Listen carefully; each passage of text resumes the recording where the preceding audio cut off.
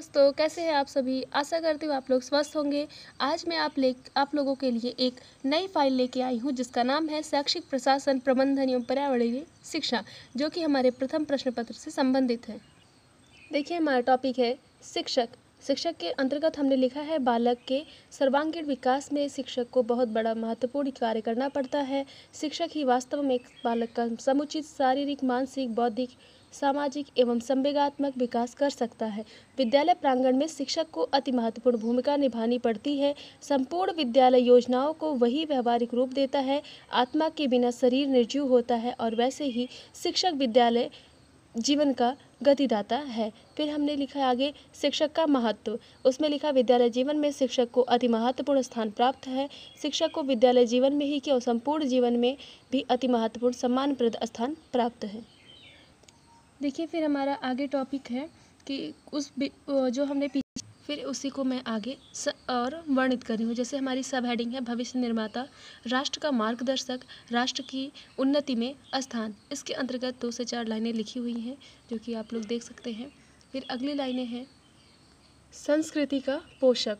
फिर 5वीं हेडिंग है शिक्षा का रक्षक। फिर हमारी मेन हेडिंग आती है अध्यापक की भूमिका। इसमें सब हेडिंग है अध्यापक एक सशक्त तत्व के रूप में हो सकता है। फिर उसको हम आगे एक्सप्लेन करते हैं। जैसे शिक्षा पद्धति में अध्यापक को ही अत्यंत सशक्त तत्व समझा जाता है। नेक्स्ट हेडिंग है कोठारी आयोग के अनुसार। फिर उसमें है अध्यापक हमारे भविष्य का संरक्षक और निर्माता दोनों होता है। फिर उसके बाद हेडिंग है अध्यापक राष्ट्र निर्माता के रूप में होता है। ये 3 हेडिंग। ये हेडिंग हमने कहाँ पे लिखा है? अध्यापक के इम्पोर्टेंस में, ठीक है। फिर अपनी नेक्स्ट हेडिंग है शिक्षक के उत्तरदायित्व।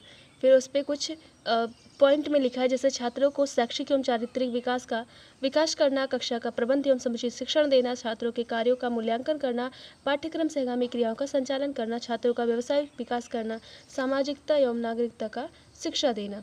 फिर अपनी नेक्स्ट हेडिंग है आदर्श शिक्षक के गुण, जिसमें हमें लिखना है कि एक आदर्श अध्यापक में अनेक गुण का होना आवश्यक है। इन समस्त गुणों को ही हम 2 भागों में विभक्त करते हैं। फिर नेक्स्ट हेडिंग है जहाँ पे हमने देखा था शिक्षक के गुणों के बारे में 2 भागों में बांटा था। फर्स्ट हेड उसमें है व्यक्तिगत गुण और सेकंड है व्यावसायिक गुण। आप सभी देख सकते हैं इसमें काफ़ी ज़्यादा पॉइंट मैंने डाला हुआ है। फिर हमारा नेक्स्ट हेडिंग क्या बनता है? कक्षा अध्यापक या विषय अध्यापक, जहाँ पे उसके बारे में लिखना है कि शिक्षक को अपने विषय में पर्याप्त ज्ञान होना चाहिए। इस सिद्धांत के अनुसार उसे कक्षाओं में अपना विषय ही पढ़ाना चाहिए। फिर नेक्स्ट हेडिंग है विषयाध्यापक प्रणाली, जहाँ पे विषयाध्यापक संपूर्ण कक्षाओं में एक ही विषय के पढ़ाता है, अतः वह उस विषय को अच्छे से समझता है जिससे शिक्षण प्रक्रिया उन्नत होती है। फिर हमने और हेडिंग्स भी इसमें लिखा है। जैसे 4th नंबर में पढ़ रही हूँ विषयाध्यापक प्रणाली के अंतर्गत विभिन्न विषयों की प्रयोगशाला की स्थापना करना संभव हो जाता है। फिर 5 हेडिंग है इस प्रणाली के अंतर्गत छात्रों के अनेक विषय विशेषज्ञ द्वारा शिक्षण प्रदान किया जाता है। फिर अपनी नेक्स्ट हेडिंग है कक्षा अध्यापक प्रणाली, क्लास टीचर सिस्टम, जिसमें कक्षा अध्यापक प्रणाली के संबंध में निम्न तर्क प्रस्तुत किए गए हैं। मैं एक तर्क पढ़ देती हूँ, उसके बाद आप स्वयं उसको लिख लीजिएगा। कक्षा अध्यापक प्रणाली के अंतर्गत कक्ष का संपूर्ण भार एक ही अध्यापक पर होता है। वह उत्तरदायित्व का अनुभव करता है और बालकों के विकास में रुचि लेता है। और आप सभी देख सकते हैं कि 2, 3, 4 और 5 पॉइंट में मैंने यहाँ पे कक्षा अध्यापक प्रणाली के बारे में लिखा हुआ है, जिसको आप आराम से वीडियो को रोक कर स्क्रॉल करके लिख सकते हैं। अध्यापक पाठ्य सहगामी क्रियाओं में भूमिका। फिर हमारी नेक्स्ट हेडिंग ये होगी जिसमें मैंने 6 पॉइंट लिखा है। पाठ्यक्रम सहगामी क्रियाओं में व्यापक तथा विभिन्नता हो, प्रयास किए जाए कि पाठ्यक्रम सहगामी क्रियाओं से अधिक छात्र सहगामी बने। फिर हमारी नेक्स्ट हेडिंग होगी शिक्षकों की स्थिति में सुधार लाने के लिए माध्यमिक शिक्षा आयोग के सुझाव। तो यहाँ पे भारतीय समाज में शिक्षक की सामाजिक स्थिति ही नहीं वरन आर्थिक दशा भी बड़ी शोचनीय है, क्योंकि आर्थिक दशा जो उनको वेतन दिया जाता है वो बहुत ही कम दिया जाता है। आप सभी यहाँ पे देख सकते हैं जो हमने लिखा है इसका तात्पर्य यही है। फिर आगे मैंने क्या लिखा है, भारत सरकार द्वारा माध्यमिक शिक्षा के जाँच के लिए माध्यमिक शिक्षा आयोग या मुदालियर आयोग 1952-53 की नियुक्ति की गई। आगे आप सभी देख सकते हैं। फिर नियुक्ति एवं विशेषताएं, जिसमें वेतन क्रम है, सामाजिक स्थिति एवं सेवा दशाएं हैं, अन्य सुविधाएं, शिक्षण प्रशिक्षण है। ये सब हमारे शिक्षकों के सुधार में लाने के लिए जो माध्यमिक शिक्षा आयोग का गठन किया गया था उसकी सब हेडिंग्स हैं। अगर आप चाहे तो इसमें और भी डाल के लिख सकते हैं, अदरवाइज हेडिंग्स भी लिख सकते हैं।